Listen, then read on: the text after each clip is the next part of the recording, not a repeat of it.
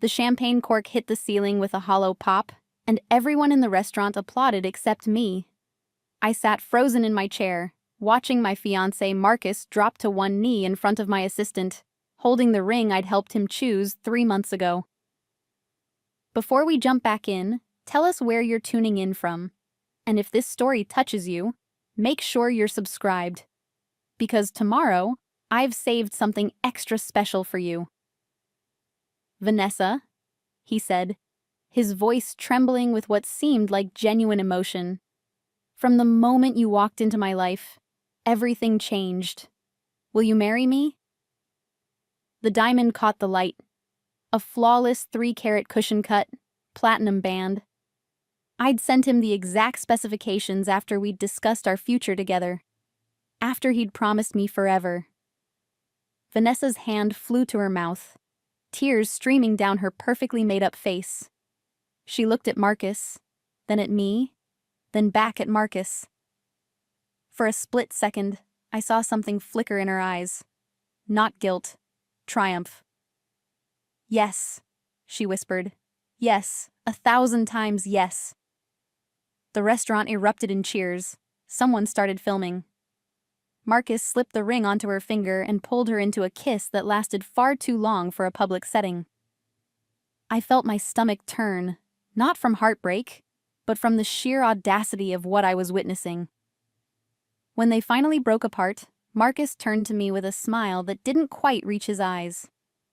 Diana, I'm so glad you're here for this moment. Vanessa told me she'd invited you to dinner, but I had no idea she meant tonight. This is perfect. My 2 favorite women celebrating together. I forced my face into a neutral expression, the same one I'd perfected over 18 months of running Meridian Financial Group, while everyone assumed I was just another middle management employee. Congratulations, I said, my voice steady despite the rage simmering beneath my skin. This is quite a surprise. Isn't it romantic? Vanessa gushed, linking her arm through Marcus's. She was wearing the Chanel dress I'd complimented last week, the one she'd claimed was a gift from her grandmother. The price tag was still tucked into the back of her collar where she'd forgotten to remove it. $4,000. Interesting, considering her salary was $68,000 annually. Marcus pulled out a chair next to me, gesturing for Vanessa to sit. We should celebrate properly. Diana, you don't mind, do you? I know this was supposed to be a work dinner for you two, but... Not at all, I interrupted smoothly. Please, join us. The waiter appeared with more champagne. Marcus ordered the most expensive bottle on the menu without glancing at the prices. He never did. In the 14 months we'd been together, he'd developed an expensive taste for everything. Cars, watches, vacations, restaurants. He claimed his consulting business was booming, but I'd noticed he never seemed to actually consult with anyone. To new beginnings, Marcus raised his glass, looking at Vanessa with the same adoring expression he'd given me just 6 weeks ago when we'd looked at wedding venues together. I raised my glass but didn't drink. Instead, I watched them, really watched them. The way Vanessa's hand rested possessively on Marcus's thigh under the table. The way Marcus's eyes kept darting to me, checking my reaction. This wasn't spontaneous romance. This was calculated. So how long has this been going on? I asked pleasantly, as if inquiring about the weather. They exchanged glances. Marcus cleared his throat. Well, it's complicated. 3 months, Vanessa said, lifting her chin defiantly. We tried to fight it, Diana. We really did. But sometimes love just happens. 3 months. Right around the time Marcus had suggested Vanessa join Meridian as my executive assistant. He'd sold it as helping her career, giving her opportunities. I'd been hesitant, mixing personal and professional relationships rarely ended well. But Marcus had been so persuasive. He always was. That's quite a coincidence, I said, swirling my champagne. You started working with me, and suddenly you fell in love with my fiancé. It's not like that, Marcus said quickly. Diana, you're an amazing woman, but you have to admit, we've been growing apart. You're always working, always buried in those financial reports. Vanessa understands me in a way. In a way I don't? I finished for him. Of course. I'm just a boring accountant who spends too much time with spreadsheets. That's what they all thought at Meridian. Diana Chen, the quiet CPA who'd been with the company for 4 years, working her way up from junior analyst to senior financial manager. They had no idea that working my way up had been a carefully orchestrated plan to understand every level of the company I'd inherited from my grandmother. Margaret Chen had built Meridian Financial Group from nothing, turning it into one of the most respected investment firms on the East Coast.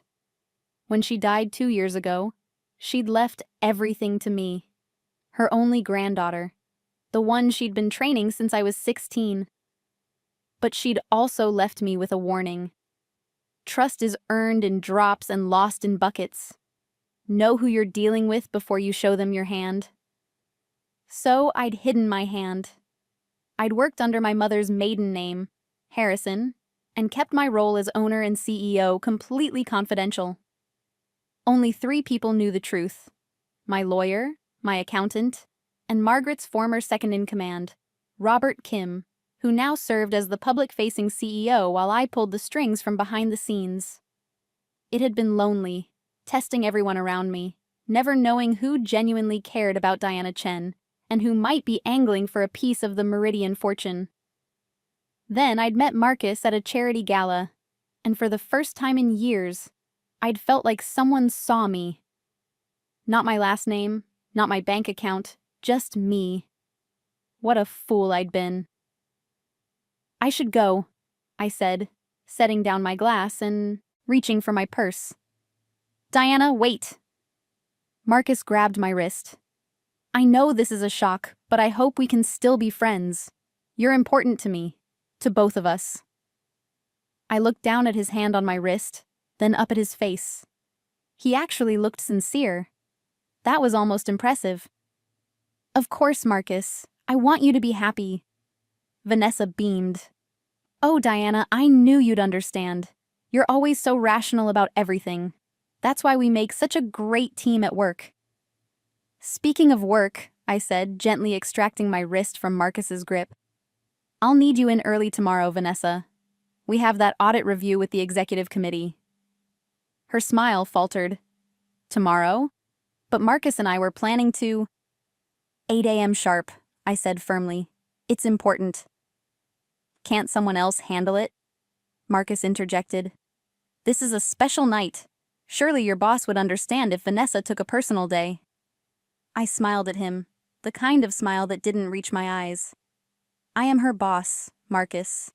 And no, someone else can't handle it. For just a moment, I saw frustration flash across his face before he recovered. Right. Of course. Work comes first with you, Diana. It always has. The jab was meant to sting, to make me feel guilty for prioritizing my career over his needs. 6 months ago, it might have worked, but 6 months ago, I hadn't yet discovered what I'd discovered 3 weeks earlier. I stood, shouldering my bag. Enjoy your celebration. I'll see you tomorrow, Vanessa. As I walked toward the exit, I heard Marcus say something to Vanessa in a low voice, followed by her nervous laugh. I didn't look back. I had work to do. The elevator to my private office was hidden behind an unmarked door on the building's top floor.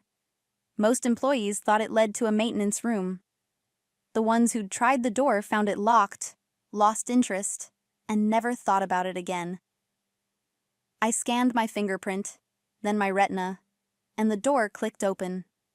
The elevator rose silently to the penthouse level, my real office where I'd spent countless late nights building Meridian's future, while everyone assumed I was just another ambitious manager burning the midnight oil in a cubicle downstairs. The space was exactly as I'd left it that morning. Floor-to-ceiling windows overlooking the city, mahogany desk, 3 monitors displaying real-time market data from around the world.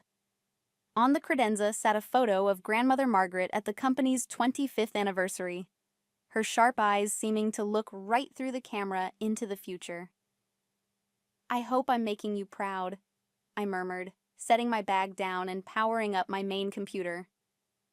Preparing and narrating this story took us a lot of time, so if you are enjoying it, like this video, it means a lot to us. Now back to the story. My personal phone buzzed. A text from Marcus. I'm sorry you had to find out this way. You deserve better. I hope you can forgive me someday. I stared at the message for a long moment before deleting it without responding. He'd sent similar messages to the 3 other women I'd discovered he'd been involved with over the past year. I'd found the text last month while his phone was charging at my apartment. He'd used the same script for all of them. Apologetic, self-deprecating, just sincere enough to make them feel special even as he discarded them. But those women had been random encounters, casual flings. Vanessa was different. Vanessa worked for me. I pulled up her employee file on my computer. Vanessa Torres, age 28, hired 4 months ago as an executive assistant. Bachelor's degree in business administration from a decent but not prestigious university. Previous employment at a small marketing firm that had gone bankrupt shortly after she left. On paper, she was exactly what she appeared to be. Young, ambitious, competent. Her references had checked out. Her interview had been impressive. She'd seemed genuinely eager to learn. But 3 weeks ago, I'd noticed something odd.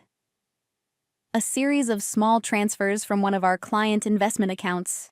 Amounts so insignificant that they'd normally be written off as processing errors. $50 here, $100 there, never enough to trigger automated alerts. Except there were hundreds of them.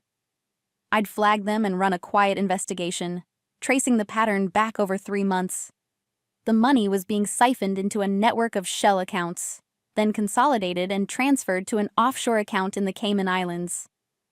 The access codes used for the transfers belonged to Vanessa's computer login. I'd been patient, watching, documenting, letting the evidence accumulate. Embezzlement cases required ironclad proof, and I wanted to make sure I understood the full scope before I acted. The total amount was now approaching $400,000, not enough to seriously hurt Meridian, but enough to constitute serious federal crimes. What I hadn't understood was why. Vanessa made decent money. She had no obvious debts, no signs of addiction or gambling problems. The shell accounts were sophisticated, suggesting she had help from someone who understood financial systems. Now, watching Marcus propose to her with a ring that cost more than most people's cars, I was beginning to see the bigger picture. I pulled up Marcus's social media profiles, then Vanessa's. Most of their posts were innocuous. Travel photos, restaurant meals, gym selfies. But I noticed something I'd missed before. They'd been tagging themselves at the same locations for months, just never in the same photos. The same restaurants, the same hotels, the same exclusive clubs. Digging deeper, I cross-referenced Marcus's credit card statements, the ones from the account he didn't know I had access to, the one he thought was his private account. Large cash advances, always followed within days by Vanessa's shell companies, showing deposits of similar amounts. He wasn't just sleeping with my assistant. He was her partner in stealing from me. My phone rang. Robert Kim's name appeared on the screen. Working late again? Robert's gravelly voice held a note of concern. At 68, he'd been Grandmother Margaret's right hand for 30 years. He was one of the few people who knew both my true identity and understood why I'd chosen to hide it. Something came up, I said, putting him on speaker so I could continue working. How was the board meeting? Productive. The expansion into Asian markets is proceeding ahead of schedule. Your grandmother would be pleased. He paused. But that's not why you're in the office at 9 p.m. on a Friday, is it? Marcus proposed tonight, I said flatly. To Vanessa, in front of me. Robert was silent for a moment. Then, that boy has some nerve. Are you all right? I'm fine. Better than fine, actually. It clarifies things. The embezzlement investigation? Connected. I'm almost certain Marcus has been helping her. The offshore accounts, the shell companies, they're too sophisticated for someone of Vanessa's background to set up alone. Have you considered that he might have targeted you specifically? Robert asked carefully. That your relationship wasn't an accident? The thought had crossed my mind. Marcus and I had met at a charity gala for a cancer research foundation, one that Meridian had sponsored. He'd introduced himself as an independent business consultant, charming and attentive. He'd asked about my work, seemed genuinely interested in my thoughts on market trends and economic policy. He'd never pushed for anything, never seemed interested in my money or connections. Or so I'd thought.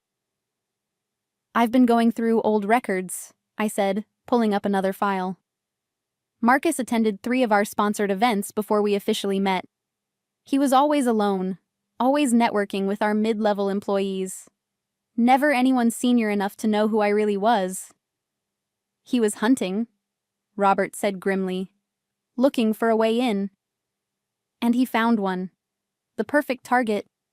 A woman who appeared to be just another employee, but who had access to enough financial systems to be useful. I pulled up security footage from Meridian's offices, scrolling back through weeks of recordings. Look at this. I watched as past Diana on the screen left her desk for a meeting. 30 seconds later, Vanessa appeared, glanced around, then sat down at my computer. Her fingers flew over the keyboard for exactly 4 minutes before she closed everything and returned to her own desk. She's been cloning your access, Robert said.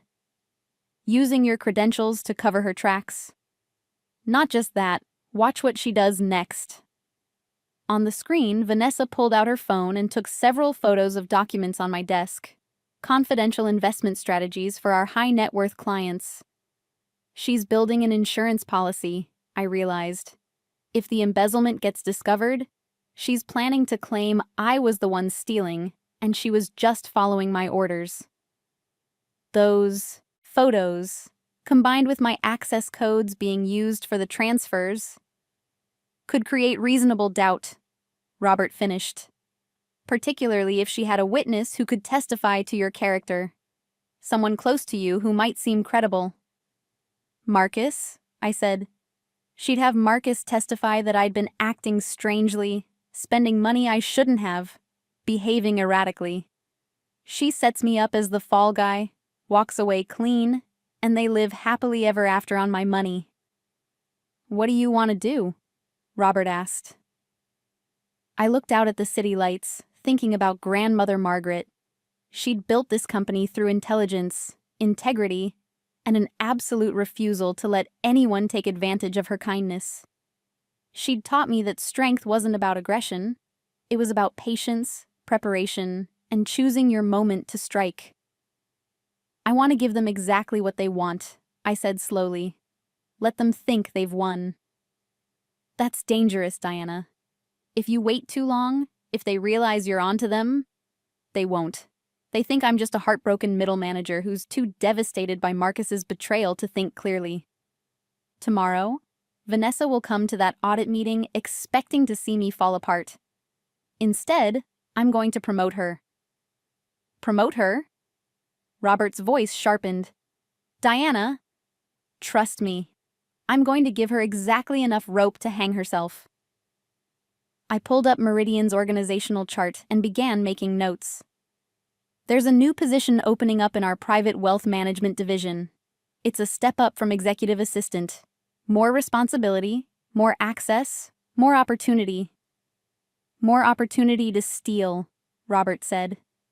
Exactly. And more opportunity to make mistakes. Right now, she's being careful, taking small amounts. But if I give her access to bigger accounts, if I make her feel secure and confident, I smiled at my reflection in the dark window. Greed makes people sloppy. And Marcus? Marcus gets to play the supportive fiancé. I'll congratulate them both, maybe even offer to help plan the wedding. I'll be so gracious, so understanding, that they'll never suspect I know anything. You're playing a dangerous game, Robert warned. These aren't just thieves anymore. If Marcus proposed to Vanessa in front of you, he's escalating. He's humiliating you publicly. That suggests either arrogance or desperation. Or both, I agreed.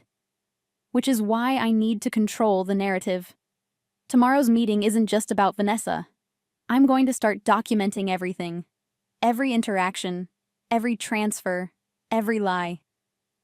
When I'm ready to move, I want the case to be absolutely airtight. What about your heart? Robert asked gently. Diana, I've watched you grow up. Margaret would want me to make sure you're taking care of yourself, not just the business. I touched the photo of my grandmother, feeling the familiar ache of missing her. My heart will heal. It already is, actually. Mostly I'm angry at myself for not seeing this sooner. You saw what you wanted to see. There's no shame in that.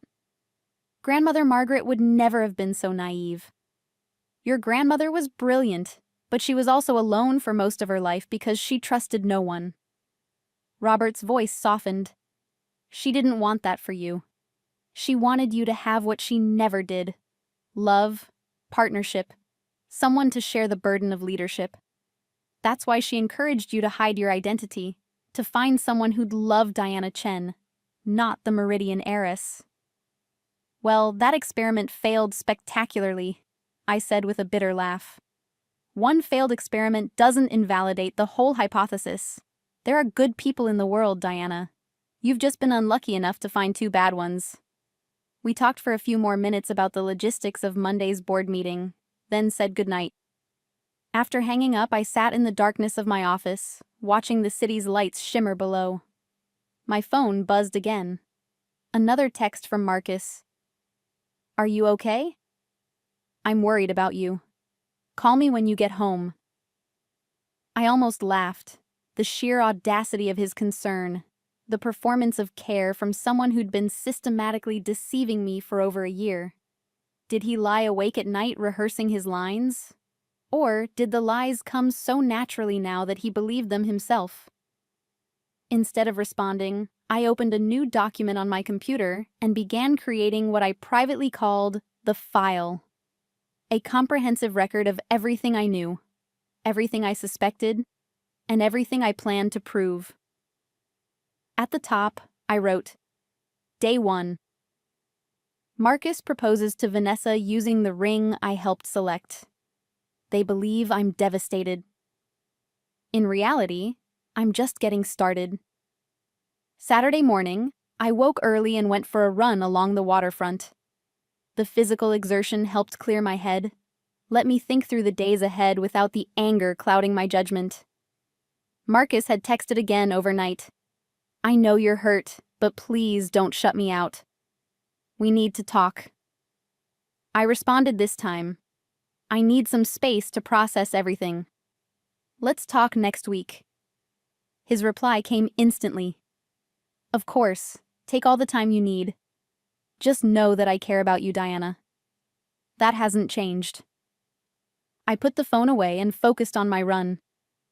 The morning was crisp and clear, joggers and dog walkers sharing the path. A young couple sat on a bench overlooking the water, the woman's head on the man's shoulder, both looking perfectly content in the simple moment. That's what I'd thought I'd found with Marcus. Simple happiness. Companionship without complications. Someone who'd choose me for me, not for what I could give them. Back at my apartment, I showered and made coffee, then settled in front of my laptop to continue research. I'd created a private server to store all my evidence, encrypted and backed up to multiple secure locations. Everything I found went into the file, organized by date and category. Marcus Dalton, age 35. Bachelor's degree in business from a mid-tier state school. Previously employed by Henderson Consulting Group, left after 18 months under circumstances he'd always been vague about. I'd never pushed for details. Everyone had setbacks in their careers. Now I wondered what those circumstances were. I pulled up Henderson's corporate directory and found the name of Marcus's former supervisor, then cross-referenced it with LinkedIn. David Henderson, now retired, living in Florida. His profile listed a personal email address. I drafted a careful message. Mr. Henderson, I apologize for contacting you out of the blue. My name is Diana Chen, and I'm considering entering into a business partnership with Marcus Dalton. He mentioned working for Henderson Consulting several years ago, and I'm conducting due diligence on all potential partners. Would you be willing to discuss his time with your company? I'd be happy to compensate you for your time. Best regards, Diana Chen. I hit send before I could second-guess myself. It was Saturday. He probably wouldn't respond until Monday at the earliest.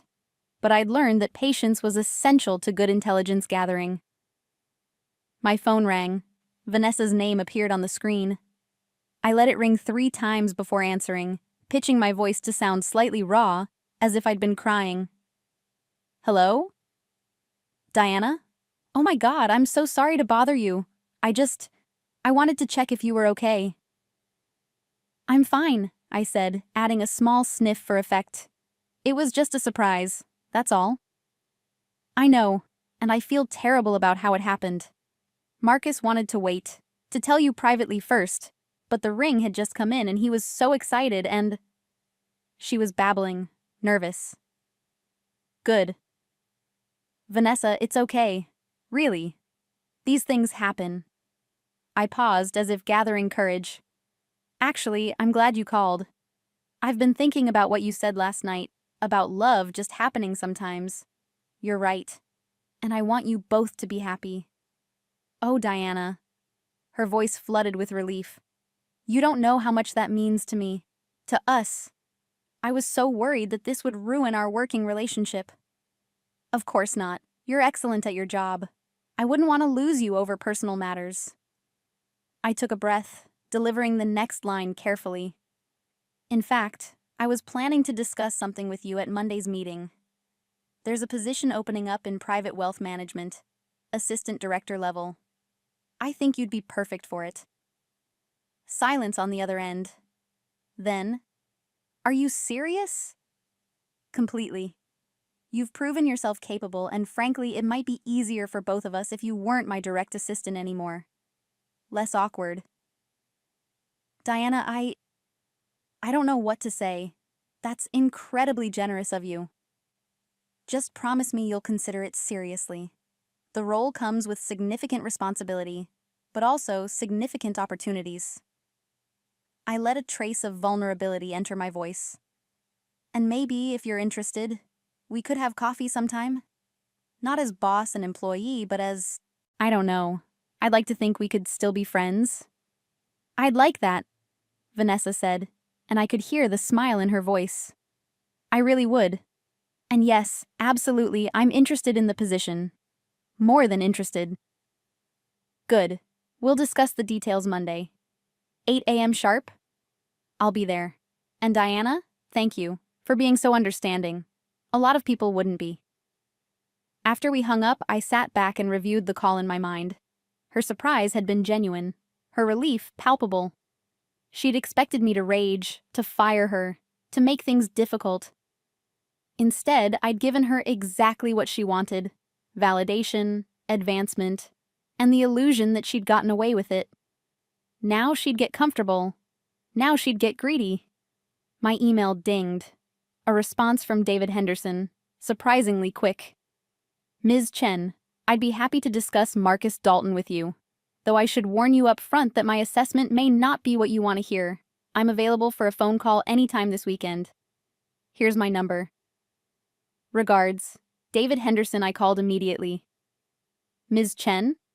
David Henderson's voice was rough, aged by years and probably too many cigars. That was fast. I appreciate you getting back to me so quickly, Mr. Henderson. I know this is an unusual request. Not as unusual as you might think.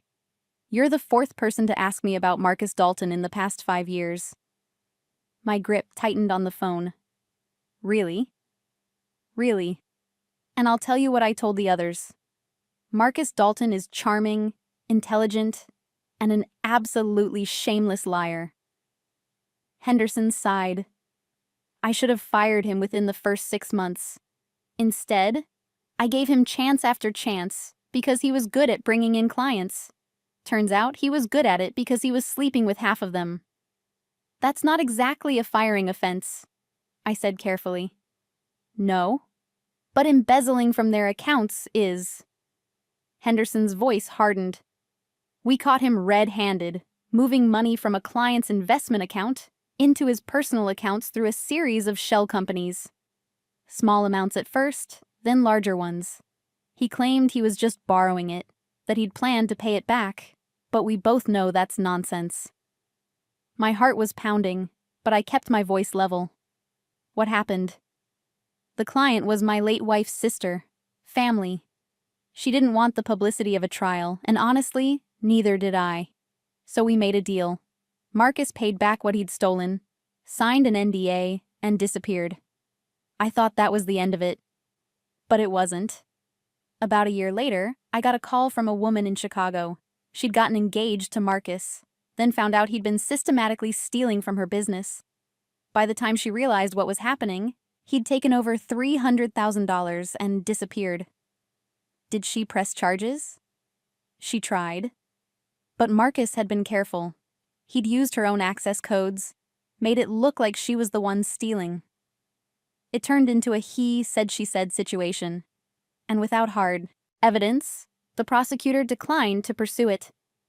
Henderson paused. The other two calls were similar stories. Different cities, different women, same pattern. He finds someone with money or access to money, makes them fall in love with him, then bleeds them dry while setting them up to take the fall. I felt cold despite the warm morning sun streaming through my windows. Why didn't anyone warn people? Post something online? Alert authorities? The NDAs, mostly, and shame. These were all successful, intelligent women who got played by a con man. That's not something most people want to advertise. His voice softened. Ms. Chen, whatever business you're considering with Marcus Dalton, my advice is simple. Run. Run fast and run far. The man is a predator, and he's very, very good at what he does. Thank you for your honesty, Mr. Henderson. This has been extremely helpful. I hope so. And Ms. Chen, if you do decide to pursue charges against him, call me. I'd be happy to testify about his history. Maybe it's time someone stopped him permanently. After we hung up, I sat perfectly still, processing everything I'd learned. This wasn't just about stealing money. This was Marcus's entire life, his actual profession. He was a professional con artist, moving from target to target, city to city, always staying one step ahead of consequences. And Vanessa? Was she another victim he'd recruited, or was she a willing partner? I needed to know. Monday morning, I arrived at the office at 7 a.m., an hour before my meeting with Vanessa. The building was nearly empty, just a few early arrivals and the night cleaning crew finishing up. I took the elevator to my hidden office and pulled up the weekend's security footage. Saturday evening, 8:47 p.m. Vanessa had come into the office. She'd used her keycard to access the executive floor, gone straight to my desk, my public desk downstairs, and spent 40 minutes on my computer. The camera angle didn't capture the screen, but her body language suggested focused work, not casual browsing. Sunday morning, 6:23 a.m. Marcus had arrived. He'd met Vanessa in the parking garage, and they'd stood by his car talking for 17 minutes. At one point, Marcus had handed her something, an envelope or folder, too quick for the camera to capture clearly. They were coordinating, planning, and they thought they were being careful, meeting early when no one would see them. Except I was always watching. At 7:50 a.m., I took the elevator down to my public office, a modest space on the third floor that most senior managers occupied. I'd barely settled behind the desk when Vanessa knocked on the door. "Right on time," I said, gesturing to the chair across from me. "Please, sit." Vanessa looked nervous but excited, wearing a navy power suit that was definitely new. More expensive purchases on a salary that shouldn't support them. "Thank you for this opportunity, Diana. I've been reviewing the private wealth management division, and I have so many ideas. I'm sure you do, I interrupted gently. But before we discuss the new position, I need to address something else. I pulled out a folder and slid it across the desk. These are the audit reports from the past 3 months. I need your help understanding some irregularities. Her face went carefully blank. Irregularities? Small discrepancies in some of our client accounts. Nothing major. Probably just processing errors, but the auditors flagged them for review. I opened the folder, showing her printed spreadsheets covered in my handwritten notes. See these transfers here? They don't match our normal procedures. I was hoping you could help me trace them back to their source. I watched her carefully. A guilty person would panic, deflect, make excuses. An innocent person would lean forward and examine the documents, trying to help solve the problem. Vanessa did neither.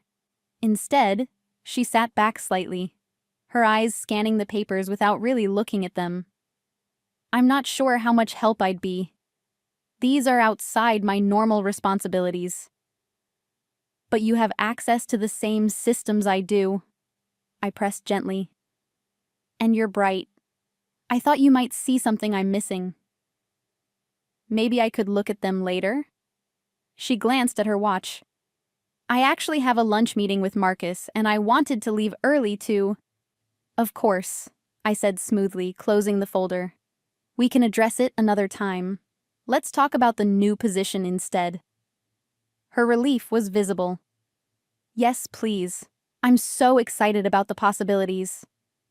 For the next 30 minutes, I outlined the role of Assistant Director of Private Wealth Management.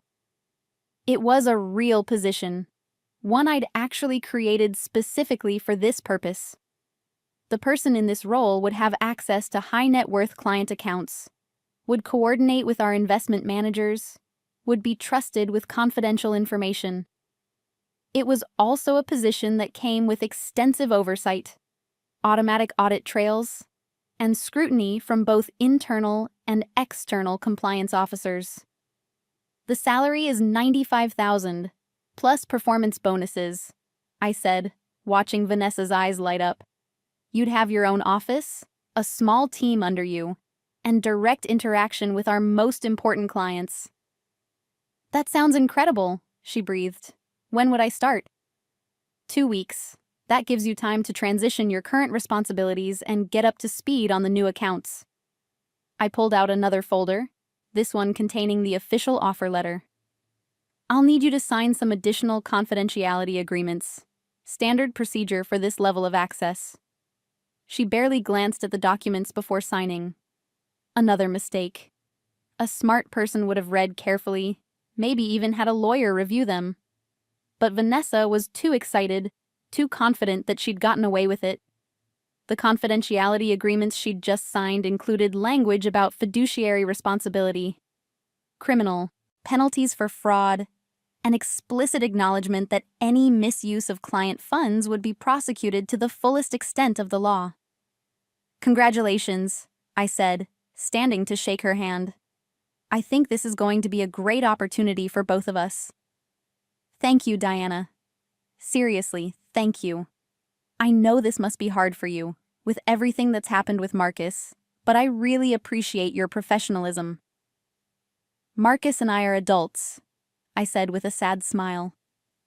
We'll figure things out. In the meantime, I'm happy to see you advancing your career. You've earned it. After she left, I sat back down and made notes in the file. Vanessa had taken the bait perfectly. Now I just needed to set the trap. My phone buzzed. A text from Marcus. Vanessa told me about the promotion. That's really big of you, Diana. Maybe we could all have dinner this week? Clear the air? I stared at the message for a long moment. The audacity was breathtaking. He wanted to have dinner. The 3 of us. He wanted to watch me sit across from them and pretend everything was fine while they planned their future on my stolen money. Sure, I replied. That sounds nice. Thursday? Perfect. I'll make reservations somewhere special. 7 p.m.? See you then. I set the phone down and pulled up the security footage again, rewinding to watch Vanessa at my desk. I'd installed keystroke logging software on that computer months ago, a precaution I took with all sensitive workstations. Now I accessed the logs from Saturday night. Vanessa had logged into the system using my credentials. Credentials she'd captured through a keylogger she'd installed on the computer 6 weeks ago. She'd accessed 3 high-value client accounts, reviewed their investment portfolios, and copied files to a USB drive. She hadn't stolen money this time. She'd stolen information. I cross-referenced the accounts she'd accessed with my client list. All 3 were ultra-high net worth individuals, people with portfolios worth tens of millions. The kind of clients whose account numbers, investment strategies, and personal information would be valuable to competitors, or to someone planning a major theft. My desk phone rang. Robert Kim's extension. "The board wants to move up next month's meeting," he said without preamble. "We have an offer to acquire Peterson Financial Group, but we need to move quickly. Can you clear your schedule for Thursday afternoon?" Thursday, the same night as my dinner with Marcus and Vanessa. "What time?" 3 p.m., should run about 2 hours. "I'll be there." I made a note in my calendar, an idea forming. "Robert, that acquisition, how many people know about it?" "Just the board and senior executive team. Why?" "Keep it that way for now. I'll explain at the meeting." After hanging up, I pulled up Peterson Financial Group's file. They were a smaller firm, specialized in managing trusts and estates for wealthy families. The acquisition would give Meridian access to a whole new client base and establish us more firmly in the estate planning sector. It was also the kind of confidential information that Vanessa, in her new role, would have access to. The kind of information that someone could sell to a competitor for a substantial sum. I opened the file and added a new entry. Test number 1. Peterson Financial Acquisition. Confidential memo to be placed in Vanessa's new office files on her first day. Monitor for leaks. If Vanessa was just an embezzler, she'd focus on moving money. But if she was something more, a corporate spy perhaps, or someone working with Marcus to set up a bigger score, she'd go after the strategic information too. Either way, I'd know soon enough. Thursday arrived with unseasonably warm weather, the kind of perfect evening that made outdoor dining a pleasure. Marcus had chosen Le Bernardin, one of the most expensive restaurants in the city. I'd been there once with grandmother Margaret years ago for her birthday. I arrived exactly on time, wearing a simple black dress that Marcus had once said made me look elegant. I'd even put on the pearl necklace he'd given me for my birthday last year, purchased, I now knew, with money he'd stolen from someone else. Marcus and Vanessa were already seated at a corner table, champagne glasses in hand. Marcus stood as I approached, pulling out my chair with exaggerated courtesy. "Diana, you look beautiful," he said, kissing my cheek. "Doesn't she look beautiful, Vanessa?" "Absolutely stunning," Vanessa agreed, but her eyes were assessing, calculating. She was wearing the engagement ring, of course, turning her hand slightly to catch the light. I smiled at them both and sat down. "This is lovely. I appreciate you including me." "We're all adults here," Marcus said, echoing my words from earlier in the week. "Just because things didn't work out between us doesn't mean we can't be civilized." The waiter appeared with menus and another glass of champagne for me. I accepted it but didn't drink, focusing instead on the menu's descriptions of fish I had no intention of eating. "So," Marcus said after we'd ordered, "Vanessa tells me you had your board meeting today. How did it go?" I glanced at Vanessa, surprised. I didn't realize I'd mentioned it.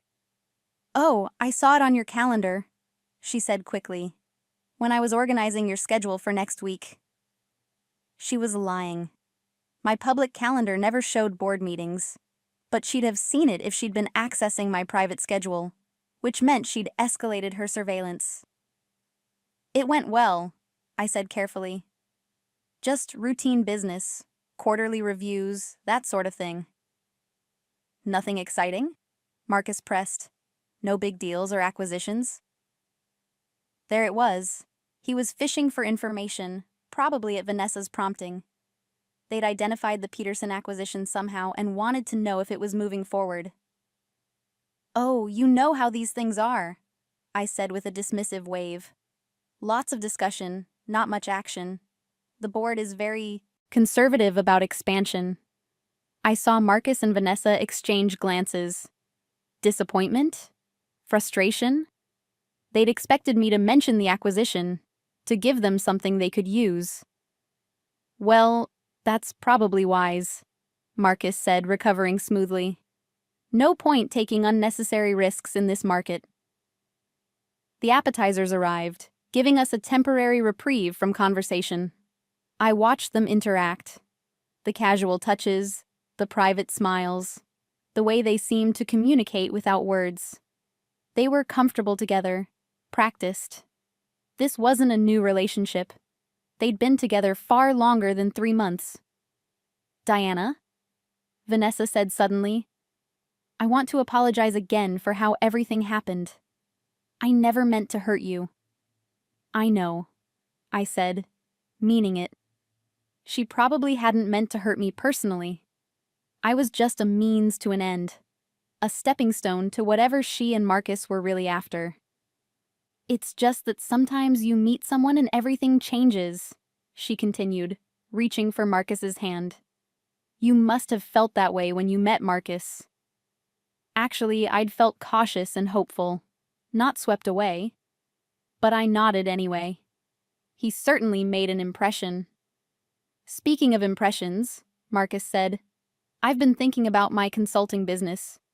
Expanding into financial services consulting.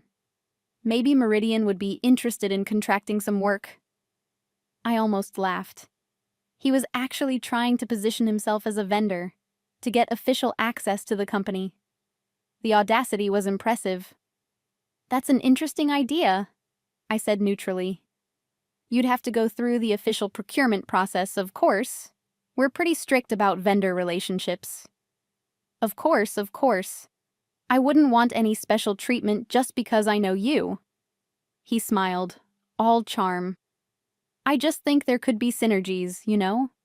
Vanessa's on the inside. I could provide external perspective and strategic guidance." "Let me think about it," I interrupted. "It's not really my decision anyway. Those choices get made at levels above me." Another lie, but a necessary one. I wanted to see how he'd react to the implication that I had no real authority. Marcus's smile tightened slightly. "Right, of course. Just a thought." We made it through dinner with increasingly strained small talk. Marcus kept trying to steer conversations toward Meridian's business, while I deflected and redirected. Vanessa grew quieter as the evening progressed, drinking more champagne and watching me with growing suspicion. They'd expected the heartbroken ex-fiancé. Instead, they were getting someone who seemed perfectly fine, maybe even a bit bored by the whole situation. "I should get going," I said as dessert arrived. "Early meeting tomorrow." "Already?" Marcus looked disappointed. "We barely got to catch up." "I think we've caught up plenty," I said, pulling out my wallet. "Don't be ridiculous," Marcus said. "Dinner's on me." "Actually, I insist." I placed enough cash on the table to cover my portion plus a generous tip. "But thank you for the invitation. It was illuminating." I stood, gathering my purse. Vanessa was staring at me now, her earlier friendliness replaced with something harder to read. "Diana," she said as I turned to leave, "is everything okay? You seem different." I smiled at her, the kind of smile Grandmother Margaret used to give to competitors who'd underestimated her. "Everything's perfect, Vanessa. I'm just finally seeing things clearly. See you at the office Monday. We have a lot to discuss." I walked out of the restaurant without looking back, knowing they'd sit there wondering what I meant, what I knew, what I was planning. Good. Let them wonder. Let them worry. Because in 3 days, Vanessa would start her new position with access to accounts she'd been dreaming about.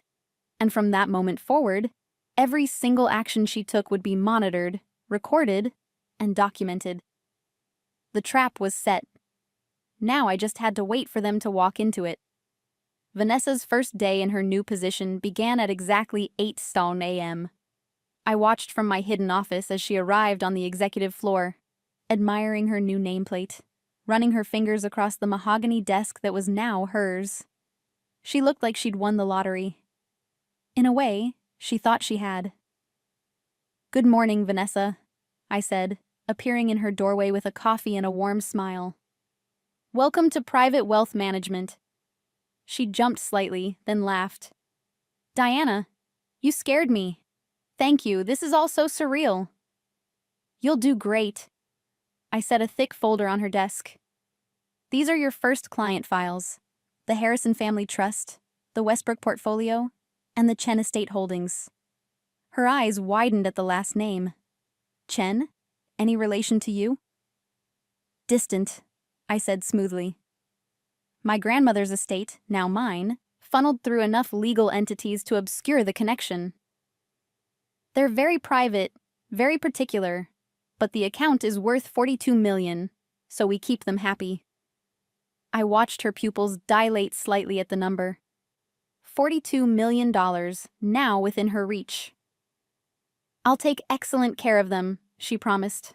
"I know you will." I pulled out a tablet and stylus. "Before you dive in, I need your signature on a few more documents. Standard compliance protocols for this level of access." She signed without reading again. Authorization for comprehensive audit trails, acknowledgement that all communications would be monitored, consent for background checks and financial reviews. Each signature was another nail in her coffin, though she didn't know it yet. "Perfect," I said, collecting the tablet. "Oh, and one more thing. We have a new security protocol for high-value accounts. Any transfer over $50,000 requires dual authentication. Your code plus mine. Just a precaution." I saw the flicker of annoyance cross her face before she masked it. "Of course. Makes sense." It did make sense. It also meant she couldn't make any major moves without involving me directly, which would force her to be creative. And creative criminals made mistakes. 3 days passed.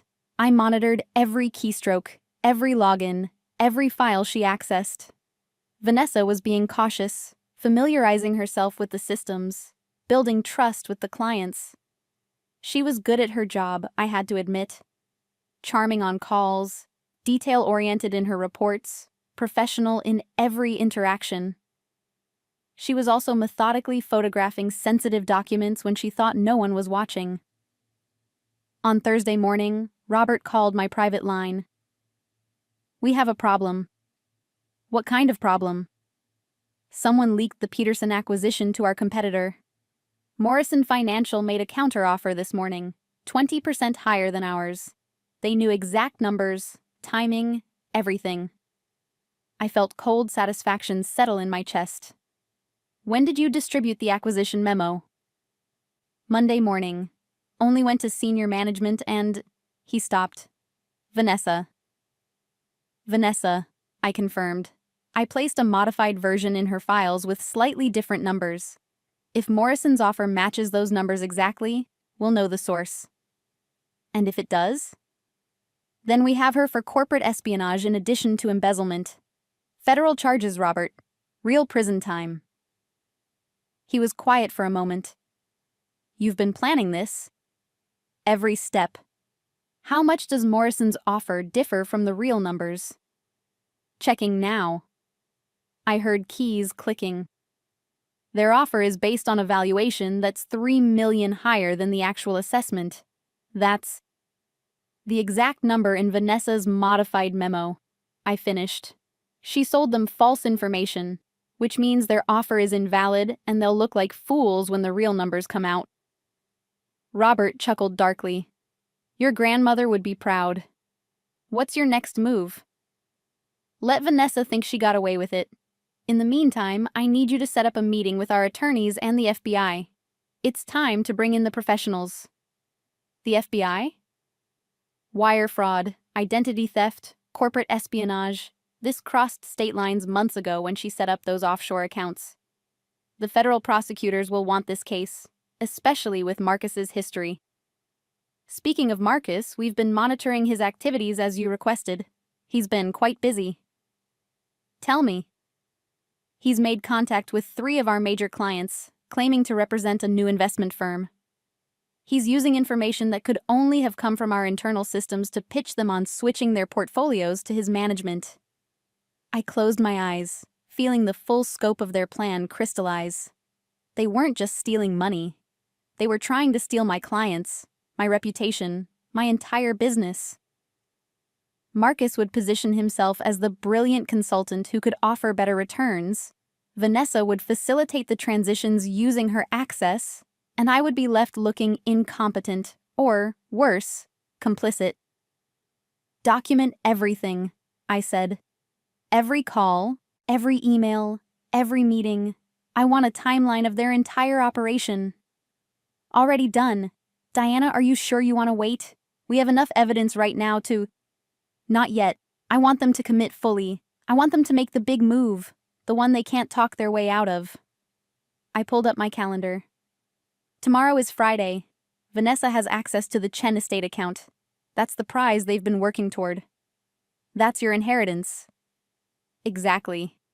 And if they try to touch it, we'll have them dead to rights. Attempted grand larceny, plus everything else. I made notes in the file. Set the meeting with the FBI for Monday morning. By then, this will be over. Friday morning, I arrived at the office early and went straight to my hidden command center. I pulled up the security feeds, the keystroke logs, the audit trails. Everything was ready. At 9:15 a.m., Vanessa logged into her computer and accessed the Chen estate account. She spent 40 minutes reviewing the holdings, stocks, bonds, real estate investments, a diversified portfolio worth $42 million. At 10:03 a.m., she picked up her phone and sent a text. The message went to Marcus. Looking at the big one. Numbers are better than we thought. Ready when you are. His response came immediately. Tonight. My place. Bring everything. I screenshot the exchange and added it to the file. At 11:30 a.m., Vanessa came to my office. She was nervous, fidgeting with her pen. Diana, do you have a minute? Of course. Come in. She sat down, crossing and uncrossing her legs. I've been reviewing the Chen estate account, and I think we might want to consider restructuring some of their holdings. The current allocation seems overly conservative for the market conditions. This was it. She was testing me, seeing if I'd approve changes that would give her and Marcus access to move money. That's an interesting observation, I said neutrally. What did you have in mind? She pulled out a proposal she'd clearly spent hours preparing. New investment vehicles, different fund managers, a complete restructuring that would require liquidating current positions and reinvesting elsewhere. The type of major movement that would create chaos in audit trails and opportunities for money to disappear. This is very thorough, I said, flipping through the pages. But the Chen estate is extremely conservative about changes. They'd need to approve any restructuring personally. Of course. I thought maybe you could reach out to them, since you have that distant family connection. Her smile was practiced, but I could see the calculation behind it. I can ask, I said slowly. But they're notoriously difficult to reach. It might take weeks to get approval. Disappointment flashed across her face. Oh, that's unfortunate. I really think this could benefit them significantly. Tell you what, let me review this over the weekend and we'll discuss it Monday. Maybe there's a way to expedite the approval process. I set the proposal aside. Actually, I'm glad you stopped by. I wanted to invite you and Marcus to dinner tomorrow night. My treat this time. She looked surprised. Tomorrow night? I know it's short notice, but I've been doing a lot of thinking. About everything. And I'd like to talk to you both about something important. I smiled mysteriously. Call it closure. Oh. Sure. I'll check with Marcus, but I think we're free. Perfect. I'll text you the address. 7 o'clock? After she left, I pulled out my phone and sent a message to Robert. They're making their move tonight. I'm accelerating the timeline. Tomorrow night, we end this. His response was immediate. Are you sure you're ready? More than ready. It's time. Saturday evening arrived cold and clear. I'd chosen my grandmother's estate for the dinner. A sprawling property an hour outside the city that I rarely used but maintained impeccably. The house held memories of childhood summers, of learning about business at Margaret's knee, of becoming the woman she'd trained me to be. Tonight felt appropriate. I'd hired a catering service for the evening, asked them to prepare Margaret's favorite menu. Rack of lamb, roasted vegetables, a wine that cost more than most people's monthly rent. If this was going to be my last meal with Marcus and Vanessa, it would be memorable. They arrived at exactly 7, Marcus driving a new Tesla that definitely wasn't in his price range. Vanessa wore designer everything, clothes, shoes, jewelry, all purchased in the past 2 weeks. Diana, this place is incredible, Vanessa breathed as I led them inside. I had no idea you had access to a property like this. Family estate, I said vaguely. We keep it for special occasions. We settled in the dining room, beneath the crystal chandelier that had hung there since my grandmother's time. The catering staff served the first course, then discreetly withdrew, leaving us alone. So, Marcus said, raising his wine glass. You said you wanted to talk about something important? I did. I set down my fork and looked at them both. I want to thank you. They exchanged confused glances. Thank me? Vanessa asked carefully. For showing me who you really are. Both of you. I pulled out my phone and set it on the table. You know, when I started this company 12 years ago, my grandmother told me something I never forgot. She said the hardest part about success isn't building something. It's protecting it from people who want to take it from you. Marcus's expression shifted slightly. Diana, what are you talking about? I'm talking about Meridian Financial Group, my company. The one I own, the one I built, the one you've been stealing from. The silence was absolute. Vanessa recovered first. Your company? Diana? You're a financial manager? No. I cut her off sharply. I'm the founder and CEO. Margaret Chen was my grandmother. She left me everything when she died, including Meridian. I've been running it, from behind the scenes for 2 years while I figured out who I could trust. I watched the color drain from Marcus's face. That's not possible. Oh, it's very possible. In fact, it's meticulously documented. I swiped through my phone and pulled up a photo. Vanessa at my desk, fingers on the keyboard. USB drive visible. Like this photo from 3 weeks ago, when you accessed the Chen estate account using stolen credentials. Vanessa's hand flew to her mouth. Or this one. Another photo. Marcus and Vanessa in the parking garage, exchanging an envelope. That's the shell company information, isn't it? The accounts you've been using to launder the money you've stolen? Diana, I can explain. Marcus started. Can you explain $467,000 in fraudulent transfers? Because that's the current total. I pulled out a tablet and slid it across the table. Here's the complete audit trail. Every transaction, every access code, every keystroke. All documented, all backed up, all ready for the federal prosecutors who'll be reviewing it Monday morning. Marcus stood up abruptly, his chair scraping across the floor. You're bluffing. You can't prove. I can prove everything. I stood as well, facing him across the table. I can prove you're a con artist with a history of targeting successful women. I spoke with David Henderson, by the way. He sends his regards. And Sarah Chen from Chicago. and Rebecca Morrison from Boston. They're all very interested in testifying about your pattern of behavior." His face had gone from pale to red. "You had no right." "I had every right. This is my company you've been stealing from. My money you've been embezzling. My clients you've been trying to poach." I turned to Vanessa. "And you? I gave you opportunities, promoted you, trusted you, and you repaid me by stealing confidential information and selling it to our competitors." "The Peterson acquisition," she whispered. "The Peterson acquisition. Unfortunately for you, the information you sold was fake.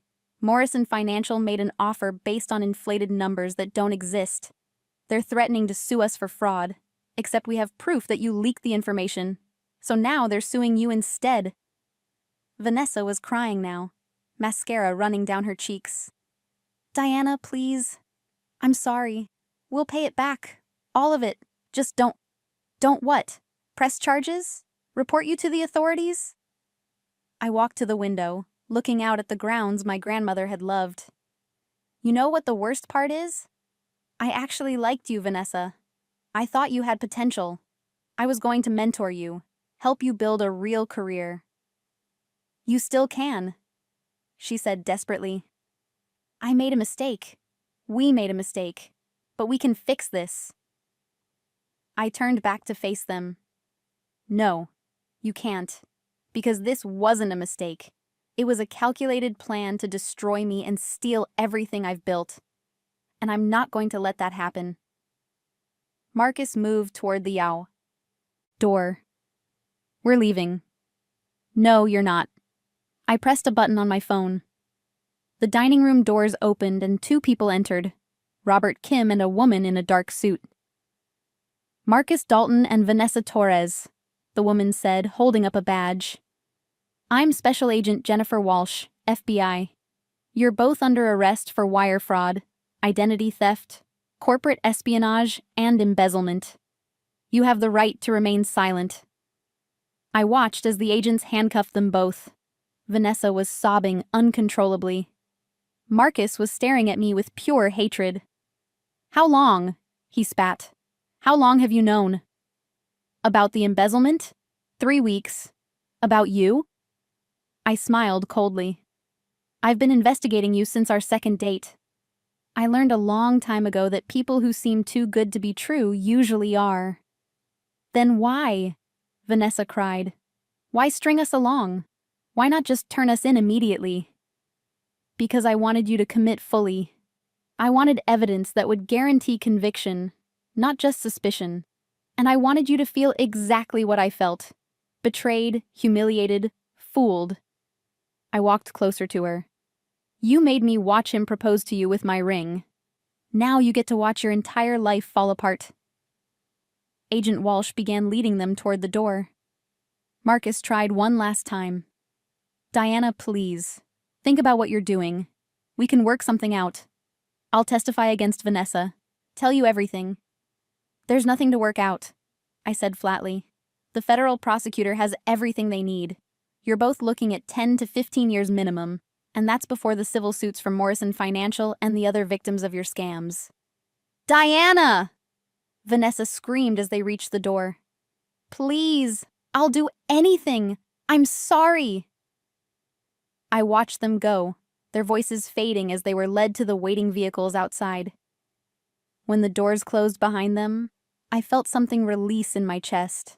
Not quite relief, but closure. Robert approached quietly. "Are you all right?" "I'm fine." I sat down at the table, looking at the untouched dinner. "Better than fine, actually." "Your grandmother would have handled it exactly the same way," he said with a slight smile. "Patient, thorough, and absolutely merciless when it counted. I learned from the best." I raised my wine glass in a silent toast to Margaret's memory.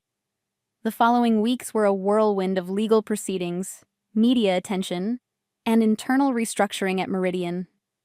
I finally revealed my true identity to the full staff, which caused quite a stir, but also earned respect once people understood why I'd chosen to work anonymously. Marcus and Vanessa both tried to plead out, but the evidence was too overwhelming. The federal prosecutor was building cases that would ensure lengthy prison sentences. David Henderson and two of Marcus's other victims came forward to testify, establishing a pattern of behavior that made any defense nearly impossible. Morrison Financial dropped their lawsuit once they realized they'd been manipulated and actually approached us about a possible partnership. The Peterson acquisition went through at our original terms. 6 weeks after the arrests, I stood in my grandmother's estate again, this time alone. The house was quiet, peaceful. I walked through the rooms, remembering Sunday dinners and business lessons, the way Margaret had prepared me for exactly the kind of betrayal I'd just survived. My phone rang. An unknown number. Hello? Ms. Chen, this is David Henderson. I heard about what happened. I wanted to say congratulations. Thank you, Mr. Henderson. Your testimony was crucial to the prosecution. I'm glad I could help, but I'm calling for another reason. He paused. After you exposed Marcus, 2 more women came forward with similar stories. You stopping him potentially saved dozens of other victims. I felt emotion tighten my throat. I'm glad something good came from this. More than something good. You did what none of us had the courage to do. You fought back properly, and you won. His voice warmed. Your grandmother would be very proud. After we hung up, I walked out to the terrace overlooking the gardens. Spring was coming, the trees beginning to bud, everything preparing for renewal. I thought about trust, about love, about the risks we take when we open ourselves to other people. Marcus and Vanessa had tried to make me cynical, to make me believe that everyone had an angle, everyone was out for themselves. But they'd failed at that too. Because I'd learned something important through this entire ordeal. There were good people in the world. Robert, who'd stood by me through everything. David Henderson, who'd traveled across the country to testify. The FBI agents who'd taken my case seriously. The employees at Meridian who, once they knew the truth, had rallied around their CEO with loyalty and dedication. Bad people existed, but they didn't get to define my story.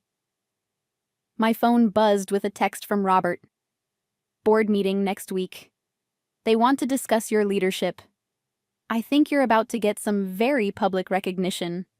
I smiled, typing back, let's keep things quiet a little longer. I'm not quite ready to give up my secret identity. His response was immediate. Your grandmother really did train you well. I looked out at the sunset painting the sky in shades of orange and gold. Somewhere in the city, Marcus and Vanessa were sitting in jail cells, their carefully constructed lives falling apart around them.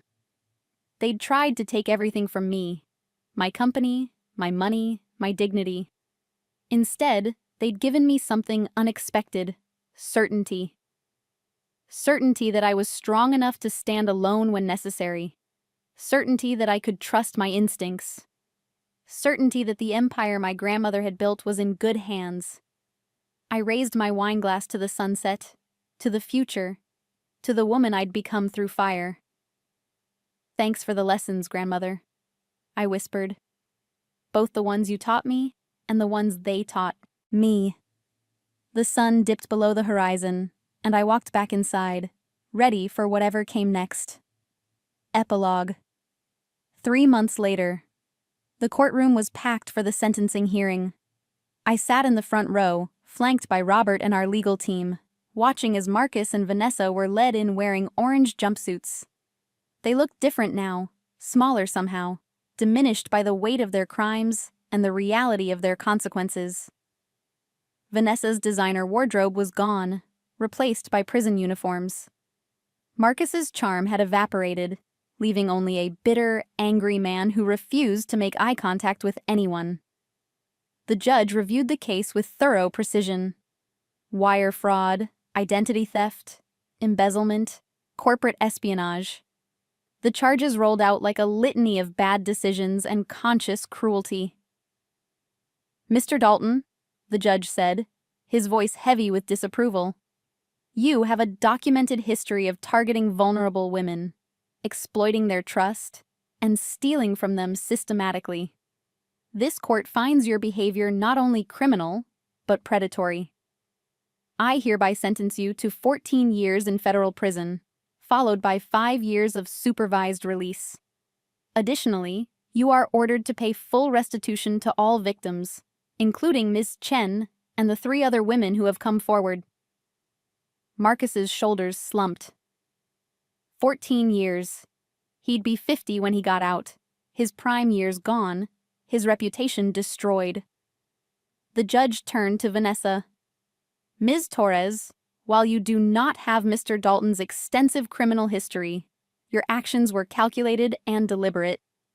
You abused a position of trust to steal from your employer and attempted to frame Ms. Chen for your crimes. This court sentences you to 8 years in federal prison, followed by 3 years of supervised release, and orders full restitution. Vanessa started crying again, the same desperate sobs I'd heard that night at dinner. But this time there was no one to rescue her, no way to charm or manipulate her way out. Before they were led away, Vanessa turned to me. Our eyes met across the courtroom. "I'm sorry," she mouthed. I didn't respond. There was nothing left to say. As they were escorted out, Marcus finally looked at me. The hatred in his eyes was pure, undiluted. He'd expected to break me, to leave me devastated and broken while he lived off my money. Instead, I'd broken him. Outside the courthouse, reporters crowded around, shouting questions. Robert and I made a brief statement. Justice had been served. We were grateful for law enforcement's dedication. We hoped this would deter others from similar crimes. Back at the office, I took the elevator to my penthouse sanctuary and stood at the windows, looking out at the city I'd learned to navigate, to understand, to command. My phone buzzed. A text from an unknown number. "Hi, Diana. This is Sarah Chen from Chicago. I heard about the sentencing. Thank you for having the courage to fight. You gave me closure I thought I'd never have. If you're ever in Chicago, coffee's on me." Sarah, I smiled, saving her number. Maybe I would take her up on that offer. Maybe I'd reach out to the other women Marcus had victimized, form a network of survivors who'd turn their pain into power. Another text, this one from David Henderson. "Justice served. Well done, Ms. Chen. Your grandmother would be very proud." I looked at the photo of Margaret on my desk, her sharp eyes seeming to hold secrets and wisdom in equal measure. "I hope so, grandmother," I said softly. "I hope I made you proud." The sun was setting again, painting the sky in brilliant colors. Somewhere in the building below me, employees were wrapping up their work, heading home to families and friends and lives uncomplicated by betrayal. I'd survived my test by fire. I'd learned to trust my instincts, to value loyalty, to recognize predators in disguise. And I'd learned that revenge, when executed with patience and precision, wasn't just satisfying, it was justice. I opened my laptop and began drafting a memo to the board. There were new initiatives to pursue, markets to explore, a company to grow. The past was behind me now, locked away in prison cells and court records. The future stretched ahead, full of possibility. And this time, I'd face it not as the naive woman who'd believed in easy love and simple trust, but as the CEO who'd fought for her empire and won. My phone rang one last time. Robert's name appeared. "Diana? The board approved your proposal for the new ethics division. They want you to lead it personally." "An entire division dedicated to preventing corporate fraud?" I smiled. "Tell them I accept." "I will. And Diana?" His voice softened. "Take tonight off. Go home. Rest. You've earned it." "I will," I promised. "Right after I finish reviewing these quarterly reports." He laughed. "Some things never change. Good night, boss." "Good night, Robert." I hung up and returned to my work, the city lights twinkling below like stars, the office quiet except for the soft hum of computers and the distant sounds of traffic. Marcus had tried to make me watch him propose to her. She'd watched him beg me not to press charges. But in the end, they'd both watched as I proved that betrayal has consequences, that justice prevails, and that some women refuse to be victims. I was Diana Chen, CEO of Meridian Financial Group, and this was my empire. No one would take it from me again. The end. Up next, you've got 2 more standout stories right on your screen. If this one hit the mark, you won't want to pass these up. Just click and check them out. And don't forget to like, subscribe, and turn on the notification bell so you don't miss any upload from us.